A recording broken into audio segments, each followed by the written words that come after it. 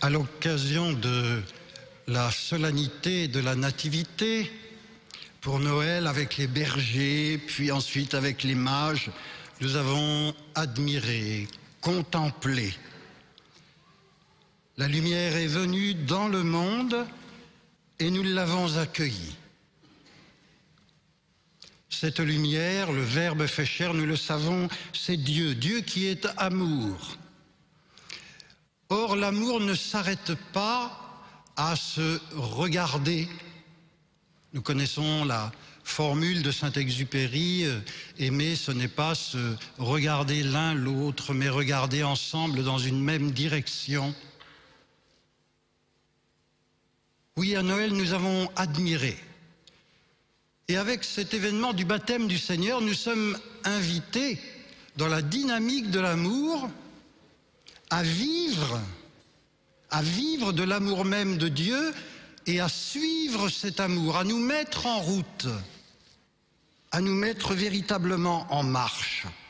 Jésus n'avait certes pas besoin d'être baptisé, il est le saint par excellence, mais il voulait nous ouvrir une route, nous tracer un chemin, nous inviter justement à le suivre.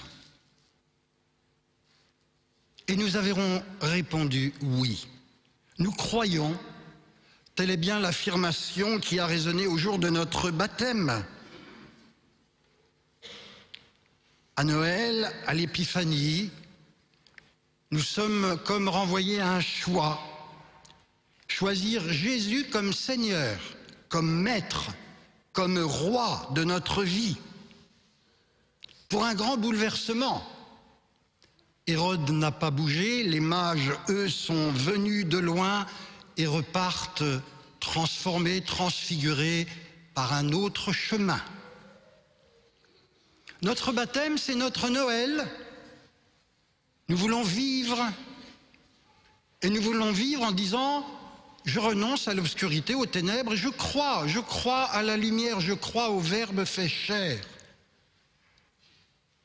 Vivre avec un grand V, autrement, pleinement, saintement, vivre d'une autre vie qui n'est pas simplement la vie naturelle, mais la vie surnaturelle, la seule qui puisse nous combler. Depuis le jour de notre baptême, la vie trinitaire bat en notre cœur, elle coule en nos veines. Le baptême, dit le pape François, ce n'est donc pas une formalité. C'est un acte qui touche notre existence en profondeur. Et dans le prolongement du pape Benoît XVI, notre pape François répète un enfant baptisé ou un enfant qui n'est pas baptisé, ce n'est pas la même chose. Ce n'est pas la même chose une personne baptisée ou une personne qui n'est pas baptisée. Par le baptême, nous sommes immergés dans cette inépuisable source de vie qu'est la mort de Jésus, le plus grand acte d'amour de toute l'histoire. Il s'agit d'amour. Nous avons chanté dans la nuit de Noël. Il est né le divin enfant. De la crèche au crucifiement, Dieu nous livre un profond mystère. De la crèche au crucifiement, il nous aime inlassablement. Voilà jusqu'où va l'amour de Dieu. Alors, il s'agit du oui ou du non. Quel est ton oui? Quel est ton non? Veux-tu vivre vraiment? Alors je te le dis, vivre, cela mène beaucoup plus loin que le simple fait de ne pas mourir. Le oui chrétien, c'est encore le pape Benoît XVI qui le disait avec force, est un grand oui à la vie. C'est notre oui au Christ, le oui au vainqueur de la mort. Le baptême est don de vie. Et il ajoutait, et ces mots ont une résonance particulière en ces jours, c'est un oui au défi de vivre vraiment la vie en disant non à l'attachement de la mort qui se présente sous le masque de la vie. sous le masque de la vie. On est comme réduit, acculé à porter ces masques, mais parfois beaucoup plus en profondeur. Que de masques nous avons en donnant l'impression de vivre. L'impression. La vraie vie est en Jésus et elle découle de la grâce du baptême. Courez, dit saint Augustin, quand on a compris tout ça, courez aux sources, désirez les sources des eaux. En Dieu est la source de vie, une source que rien ne saurait dessécher. Désirez les sources des eaux. Dieu a de quoi vous rassasier, a de quoi combler vos désirs si vous allez à lui altérer. Un père à qui je dois beaucoup, qui est décédé il y a presque quelques mois, presque un an, voilà, qui était mon père spirituel, qui m'a vu grandir au Patro. Il avait une longue expérience et il me racontait ce qu'il avait vécu à l'occasion du mariage d'un enfant qui n'était plus un bébé, il avait un enfant qui devait avoir à peu près 2 ans, donc il commençait à balbutier. Et puis il m'a dit que quand il avait versé de l'eau, voilà, je te baptise au nom du Père et du Fils et du Saint-Esprit. Et puis l'enfant, il avait comme ça piaillé, encore. Encore, oui. C'est là qu'il faut nous abreuver. Encore. Ah, vous tous qui avez soif, nous avons entendu dans la parole de Dieu de ce jour, venez, voici de l'eau. Pourquoi dépenser votre argent pour ce qui ne nourrit pas, vous fatiguer pour ce qui ne rassasie pas? Écoutez-moi bien, prêtez l'oreille, venez à moi, écoutez et vous vivrez. C'est quand même clair. Et trop souvent, on fait le contraire. Et la parole de Dieu ainsi, cherchez le Seigneur, invoquez-le. Je suis l'alpha et l'oméga, dit le livre de l'Apocalypse, le principe et la fin. Celui qui a soif, moi, je lui donnerai de la source de vie, gratuitement. Telle sera la part du vainqueur, et je serai son Dieu, et lui sera mon fils. Nous sommes fils, filles de Dieu, et Dieu est notre Dieu. Et avec le Christ, nous sommes vainqueurs. Vainqueurs. La victoire remportée sur le monde, c'est notre foi. Qui donc, dit l'apôtre Jean, est vainqueur du monde? N'est-ce pas celui qui croit que Jésus est le Fils de Dieu? Nous sommes vainqueurs. Le cantique d'Isaïe qui est en place du psaume de ce jour nous dit « Voici le Dieu qui me sauve, j'ai confiance, je n'ai plus de crainte. Ma force et mon chant, c'est le Seigneur, il est pour moi le salut. »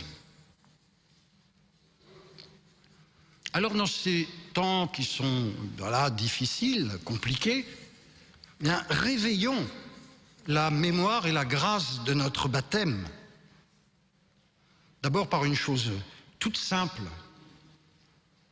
Dans les premiers temps, on appelle l'époque des pères de l'Église, il y a des textes magnifiques sur le baptême et il y a un texte de Origène qui dit « Il faut que vous le sachiez, il y a là une chose si importante que nul parmi les saints ne l'a jamais mise en doute.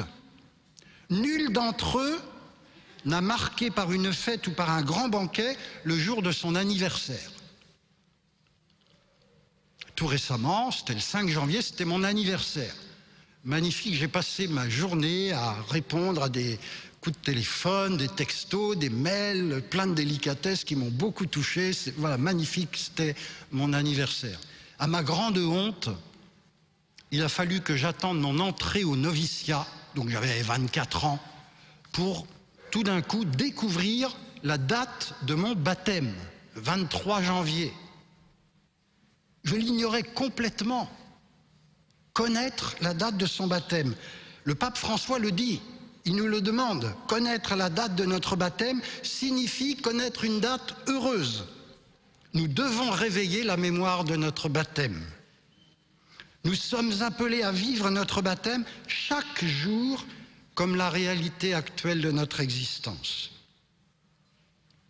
Tout simplement parce que le baptême, c'est un immense bouleversement.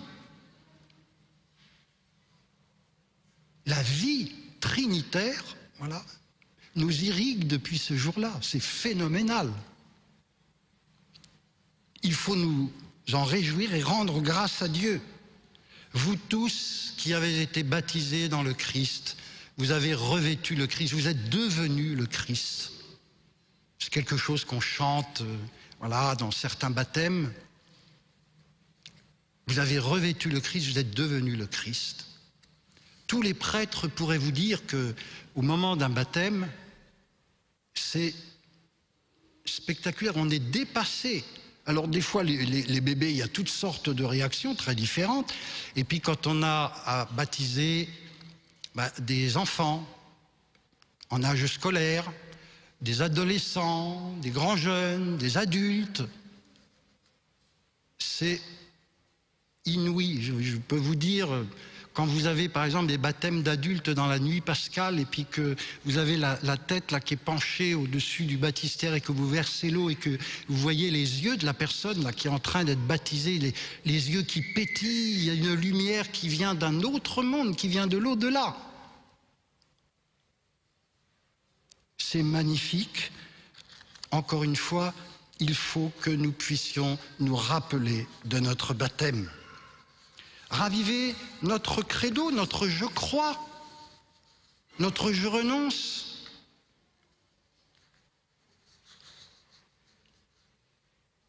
Et puis être là aussi à raviver notre désir de suivre le Christ.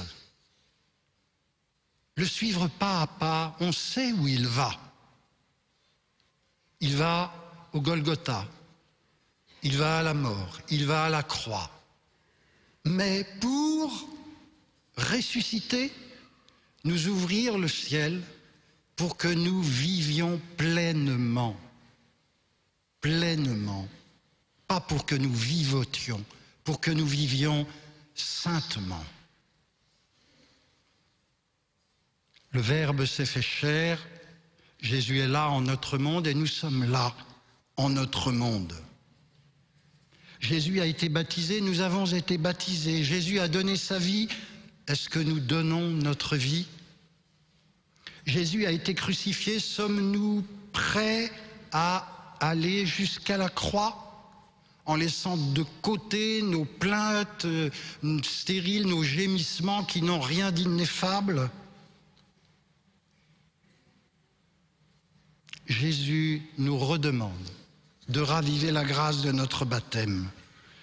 Alors, en ce jour, nous allons bien sûr proclamer notre credo et nous allons raviver notre titre de chrétien. C'est un titre magnifique. Dans les premiers temps, on interrogeait un évêque, Carpos. Au moment des persécutions, on lui disait « Quel est ton nom ?» Et lui, inlassablement, il répétait « Mon nom est chrétien ».